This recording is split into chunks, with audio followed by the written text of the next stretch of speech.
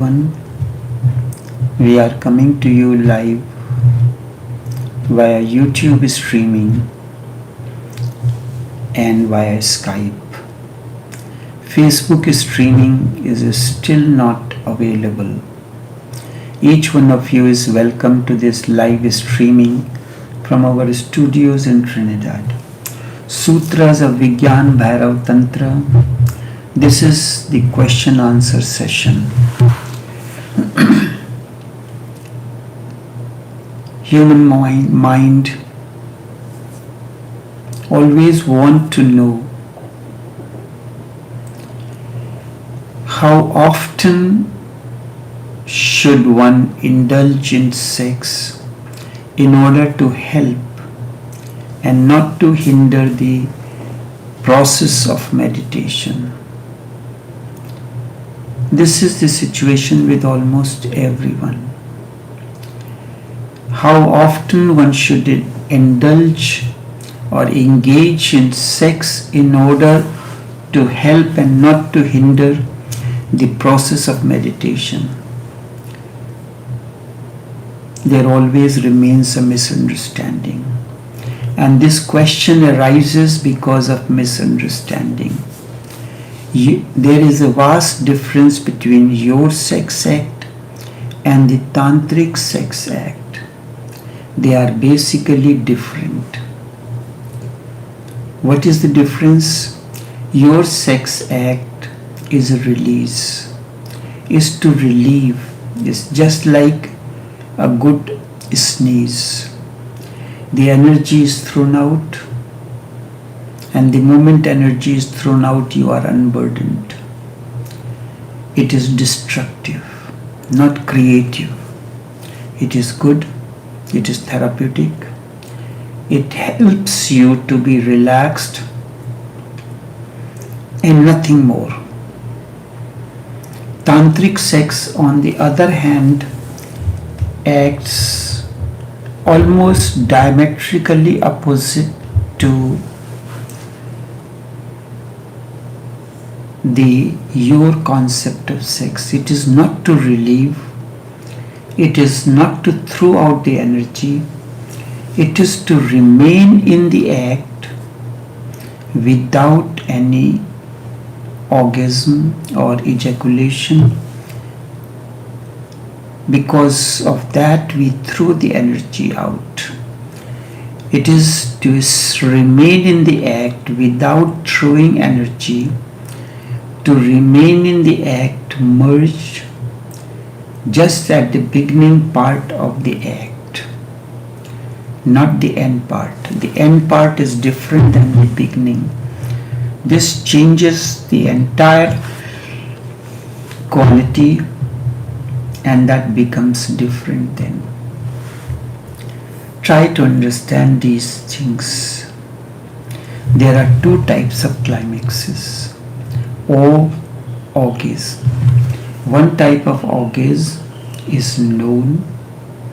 You reach to the peak of excitement, but you cannot go further beyond that. End comes in. The climax, and that's the end. The excitement reaches to the point where it becomes non-voluntary. When it's non-voluntary, energy jumps out of you and goes out. There is a release. You are relieved of it. You are unburdened. It is thrown out. You can relax and now go to sleep. You are using this as a sleep tranquilizer. A tranquilizer is always for sleep. It is used as a natural tranquilizer. A good sleep will follow. If your mind is not burdened by religion, otherwise even the tranquilizer is destroyed. If your mind is not burdened by religion, only then can sex be a tranquilizer. If you feel guilt, even your sleep will be disturbed. You will feel depression. You will feel like condemning yourself, and you will begin to condemn yourself. You will begin to take many oaths that now you will not indulge in it anymore. Then your sleep will become nightmares afterwards. You are a natural being, not too much burdened by religion and morality. Then sex becomes a tranquilizer. If you are burdened by religion, that this is sin, this is guilt, then sleep will be disturbed. There will be depression, and you will start condemning yourself. This is one type of orgasm. If you are a natural being who is not burdened by religion and morality, then sex can be used as a tranquilizer. This is one type of orgasm. Coming to the peak of excitement, Tantra is centered on another type of orgasm. We call the first a peak of orgasm. You can call Tantric orgasm a valley orgasm. There are two things, peaks and valleys. Both are important. We know the peak, but we do not realize the significance of valley. So normal sex act is reaching the peak of excitement, then there is a release, and that's the end.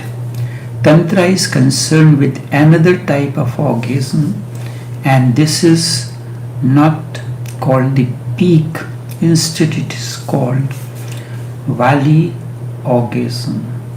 In this, you are not coming to the peak of excitement, instead to the deepest valley of relaxation. Tantra is reaching to the deepest valley of relaxation, not peak of excitement. Excitement has to be used for both in the beginning.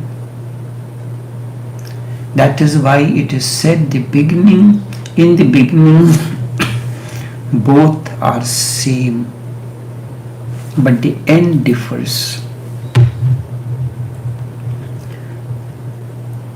The normal sex act, you start with excitement, and through that excitement you reach to the peak of orgasm, and then there is a release. But in tantric sex, you begin with excitement and you reach to the deepest state of relaxation, the valley of orgasm. Excitement has to be used for both in the beginning. Either you are going towards the peak of excitement or towards the valley of relaxation. Tantra's goal is valley of relaxation, and normal sex indulgence, the goal is peak of excitement. For the first, excitement has to be intense, more and more intense. You have to go in it, you have to help it to grow towards the peak. In the second, excitement is just in the beginning, and once man has entered, now both lover and the beloved enter into relaxation. No movement is necessary. They can relax in loving embrace. When the man feels or the woman feels that the erection is going to be lost, then is a little movement and excitement is required. But again, you enter into relaxation. You can prolong the deep embrace for hours without any ejaculation. Then both can fall into deep sleep together, and this is the valley orgasm, the valley experience. You start with an excitement, and then you enter in, both of you, the lover and the beloved, enter into a state of relaxation in deep embrace. And when begin to feel that erection is getting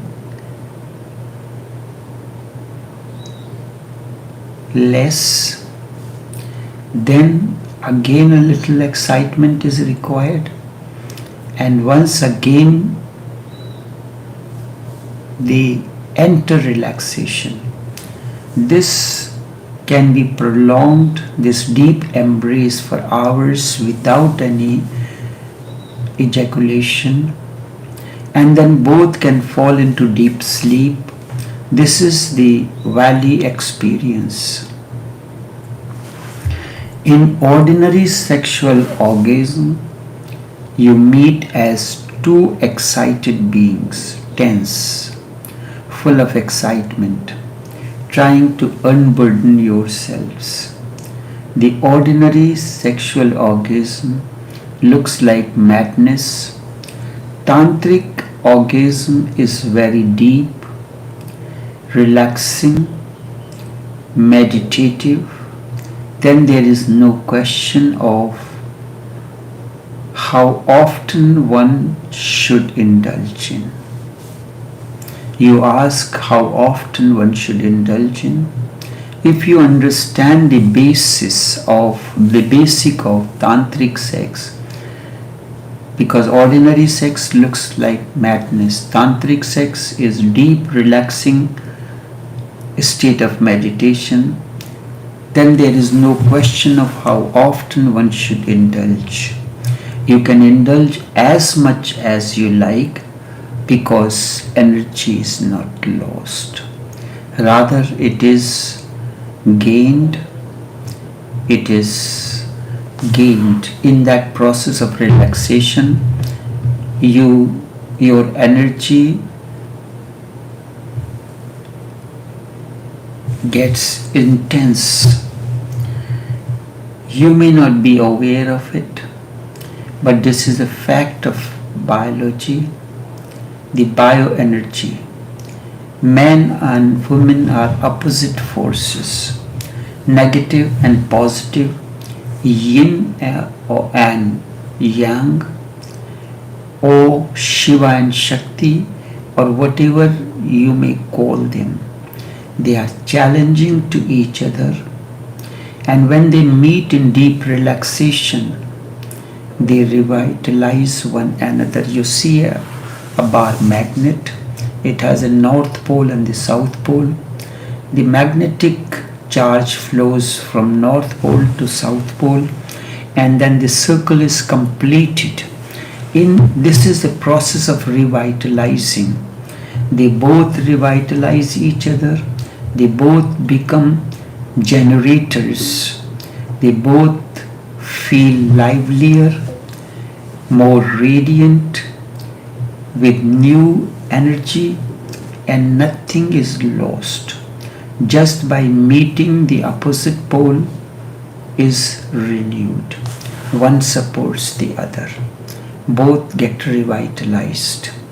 It's not that one is more potent than the other. The tantric love act can be done as much as you like. The ordinary sex cannot be done as much as you like, because you are losing energy into it, and your body will have to wait to regain. That's why after one act you cannot go in the second, immediately. And when you regain it, again you lose it. It is like you are hungry, you stuff yourself, and then after some time you are hungry again, and the process continues. And this looks absurd when the whole life is spent gaining, in the process of gaining and losing, regaining and losing. It is just like obsession. So ordinary sex is obsession. The second thing to be remembered, and you may not have observed, that when you look at animals, you can never see that they are enjoying sex. They are not enjoying themselves. Look at the monkeys, dogs, or any other animal. If they are in their act, you cannot see that they are feeling blissful or enjoying it. You cannot. It seems to be just a mechanical act, and this is what has happened to the man. The ordinary sex act has become mechanical, a natural force pushing them towards it. If you have seen monkeys in intercourse, after the intercourse, they will separate. And this is what happens to human beings during the normal sex act. Both turn their sides on the opposite sides and fall asleep.